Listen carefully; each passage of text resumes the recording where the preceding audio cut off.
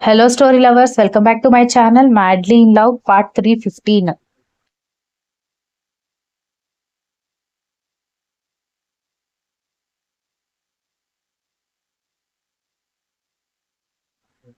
దక్ష కిందకి రావడంతో ఏమైంది, అబ్బాయి దిగులు పడుతున్నాడా అని ఇంద్ర అడగడంతో అవునమ్మా, చాలాసార్లు విడిపోయి కలిసి ఈ సైకిల్ నడిచేసరికి ఆయనకి టెన్షన్ ఎక్కువ అవుతుంది.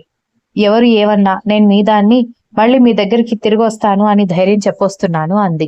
మంచి పని చేసావు, పద ఇప్పటికే లేట్ అయింది అని అంటూ ఉంటే ఆగండి అత్తయ్య, డ్రైవర్ మిమ్మల్ని కారులో డ్రాప్ చేస్తాడు అనగానే మళ్ళీ డ్రైవర్ అంత దూరం నుంచి ఇక్కడి వరకు రావాలి కదా బాబు, అతనికి ఎందుకు శ్రమ, మేము ఆటోలో వెళ్ళిపోతాంలే అన్నాడు నారాయణ.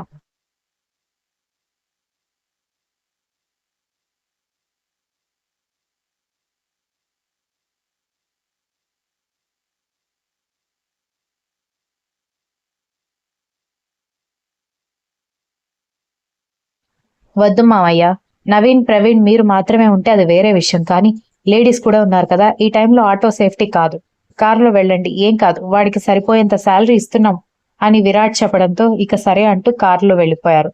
వాళ్ళు కారులో వెళ్ళిపోవడం పైనుంచి కర్ణ చూస్తూనే ఉంటే విరాట్ కర్ణ భుజం మీద చేయి వేసి ఏం కాదురా, నెల రోజుల్లో తిరిగి వచ్చేస్తుందిగా, అయినా తనుండేది హైదరాబాద్ లోనే కదా, వేరే దేశంలో కాదు కదా.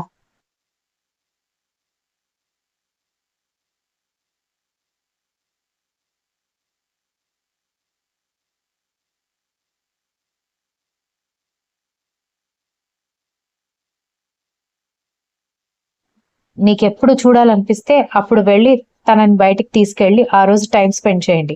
పద ఇంటికి వెళ్తావా, ఇక్కడే ఉంటావా అనగానే ఇంటికి వెళ్తాను అని చెప్పి బయలుదేరిపోయాడు కర్ణ. ఆ రోజు నైట్ వాళ్ళు కాలేజీ వాట్సాప్ గ్రూప్ లో కర్ణ మెసేజ్ చేయడంతో దెబ్బకు అందరూ షాక్ అయ్యి ఏంట్రా, నువ్వు మాకు అది కూడా గ్రూప్ లో మెసేజ్ చేస్తున్నావా అని వాళ్ళందరూ షాక్ అవుతుంటే చేసిన ఓవర్ యాక్షన్ చాలు గాని వీడియో కాల్ చేస్తాను, అందరూ వీడియో కాల్లోకి రండి, నేను మీ అందరినీ ఒక ముఖ్యమైన విషయం అడగాలి అని అన్నాడు సాడిస్ట్ బాబు.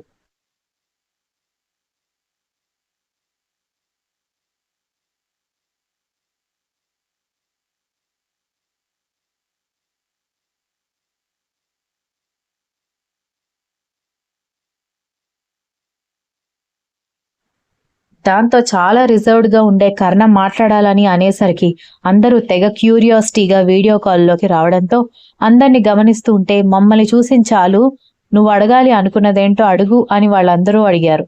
మీలో ఎంతమందికి పెళ్ళయింద్రా అని అడగడంతో అదేంట్రా, మాలో చాలా మంది పెళ్లికి నువ్వు వచ్చావు కదా అనగానే చెప్పండ్రా అని అడగడంతో సరే అని అంటూ అందులో పెళ్ళైన వాళ్ళందరూ చేతులు ఎత్తడంతో ఆషాఢ మాసం గురించి మీకు తెలుసా అని అడిగాడు.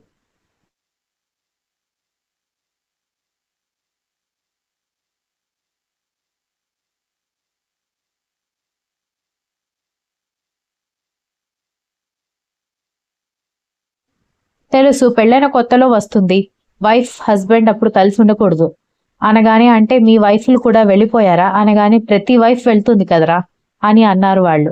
ఆ టైంలో మీకేమీ అనిపించదా, అంత ఈజీగా పంపించేశారా అని అడిగేసరికి ఎందుకు అనిపించదు, పెళ్ళైన కొత్త, పెళ్ళాం అంటే కొంచెం పిచ్చి ఎక్కువగానే ఉంటుంది కదా, ఆ టైంలో పిచ్చి పిచ్చిగా ఉంటుంది, ఫోన్ చేసి రమ్మని గొడవ గొడవ చేశాను నేనైతే అని ఒక ఫ్రెండ్ చెబితే నేనైతే అర్ధరాత్రి దొంగలాగా వెళ్లేవాణ్ణి, మావిడ పుట్టిన ఊరు పల్లెటూరు కాబట్టి.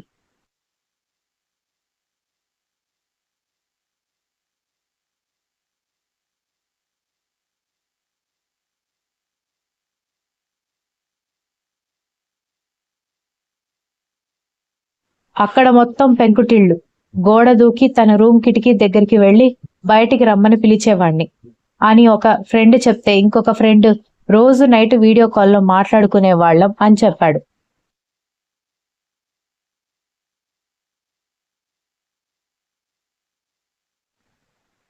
ఆయన ఇవన్నీ ఇప్పుడు నువ్వెందుకు అడుగుతున్నావురా అని మరొక ఫ్రెండ్ అడిగేసరికి అదేంట్రా, మర్చిపోయావా, పాపం వాడికి రీసెంట్ గా పెళ్ళైంది, అందులోనూ ఇది ఆషాఢం కదా, వైఫ్ పుట్టింటికి వెళ్ళిపోయినట్టుంది, అందులోనూ ప్రేమించి పెళ్లి చేసుకున్నాడు, ఆ అమ్మాయి అంటే ఎంత పిచ్చో మనకి తెలుసు కదా, విరహ వేదంతో చచ్చిపోతున్నట్టున్నాడు, అందుకే మనం ఎలా ఫీల్ అయ్యామో తెలుసుకోవడానికి ఫోన్ చేశాడు అని అన్నాడు ఇంకొక ఫ్రెండ్.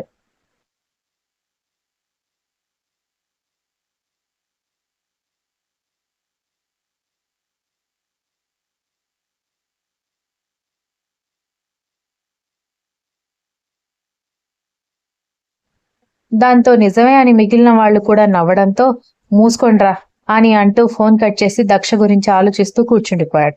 కర్ణ నిద్రపోకుండా ఉండడం పనివాళ్లు గమనిస్తూనే రేఖకి ప్రతి విషయం తెలియజేస్తూ ఉంటే, హలో అమ్మాయి గారు, అబ్బాయి గారు విరహ వేదనతో అక్కడ నిద్రపోవడం లేదంట అనగానే దక్ష కూడా అతని గురించి ఆలోచిస్తూ ఉండడంతో నిద్రపోయిందనుకున్న రేఖ మాట్లాడుతూ ఉంటే గబుక్కున మంచం మీద నుంచి తొంగి చూసి ఏంటంటీ అని అంది.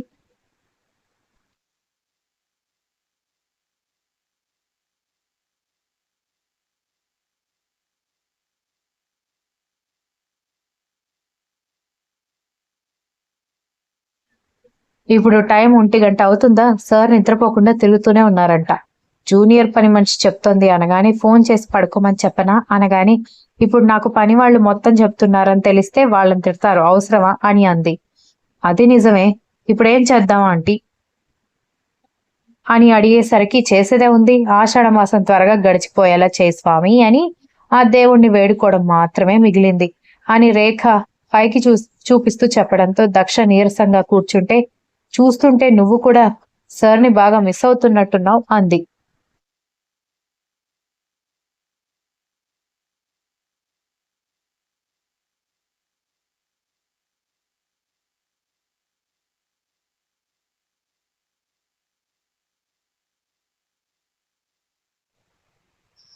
అలవాటైపోయారా ఆంటీ అనగానే ముసిముసిగా నవ్వుకుంటూ ఏంటి అని అడగడంతో అవును, మా అమ్మ నాన్నతో ఎంత రిలేషన్షిప్ ఉందో అంతకంటే ఎక్కువగా ఆయనతో ఉంది. మా మధ్య ఎంత గ్యాప్ వచ్చినా ఎప్పుడు పక్క పక్కనే ఉన్నట్టుగా ఫీల్ అవుతాం మేమిద్దరం. పైగా ఆయనకి రోజు నన్ను చూడకుండా నిద్రపోతూ పిచ్చెక్కినట్టుగా ఉంటుంది.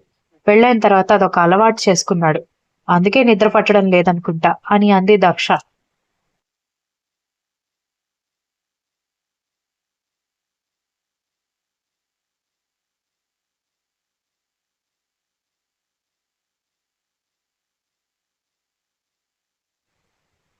మరైతే ఏం చేద్దాం అనుకుంటున్నావు అని రేఖ అడిగేసరికి వీడియో కాల్ చేద్దాం అనుకుంటున్నాను ఆంటీ అనగానే వద్దు వద్దు, నువ్వు ఇంకా పడుకోలేదని తెలిస్తే ఆయన నన్ను తిడతాడు అనగానే ఆయన లేకుండా నాకు నిద్ర పట్టట్లేదని చెప్తాను, అప్పుడు ఫ్లాట్ అయిపోతాడు అని చెప్పింది రాక్షసి. మా సార్ ప్రేమని చులకనగా తీసుకుంటున్నావు కదే అనగానే నేనేమీ చులకనగా తీసుకోవడం లేదు, నా మొగుడిని చూడాలనిపించి ఇలా అబద్ధం ఆడుతున్నాను అని దక్ష కన్ను కొట్టి చెప్పి శాడిస్ట్ బాబుకి వీడియో కాల్ చేసింది.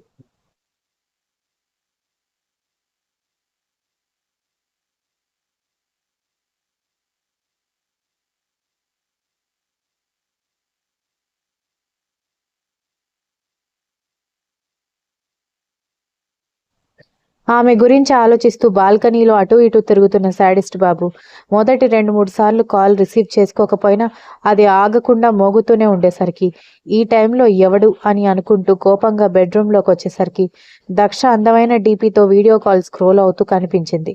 బేబీ అని సంతోషపడుతూ కాల్ రిసీవ్ చేసుకుని ఆపకుండా స్క్రీన్కి ముద్దులు పెడుతూనే ఉండడంతో ఆ సౌండ్ విని రేఖ చెవులకి చేతులు అడ్డు పెట్టుకుని సిగ్గుపడుతూ పడుకుండిపోతే ఆగండి, ఇక్కడ ఆంటీ కూడా ఉంది అని చెప్పింది కంగారుగా.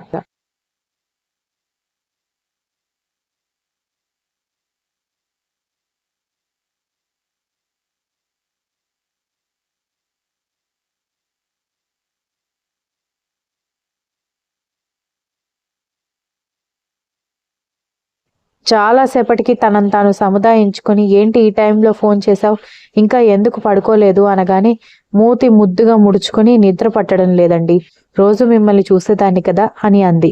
అతను నవ్వుకుంటూ నాకు కూడా సేమ్ అని చెప్పడంతో తెలుసు అనగానే ఎలా తెలుసు అని కళ్ళు చిన్నవి చేసి అడగడంతో అది అదే నన్ను చూడకుండా మీరు కూడా పడుకోలేరని నాకు తెలుసా కదండి అంది.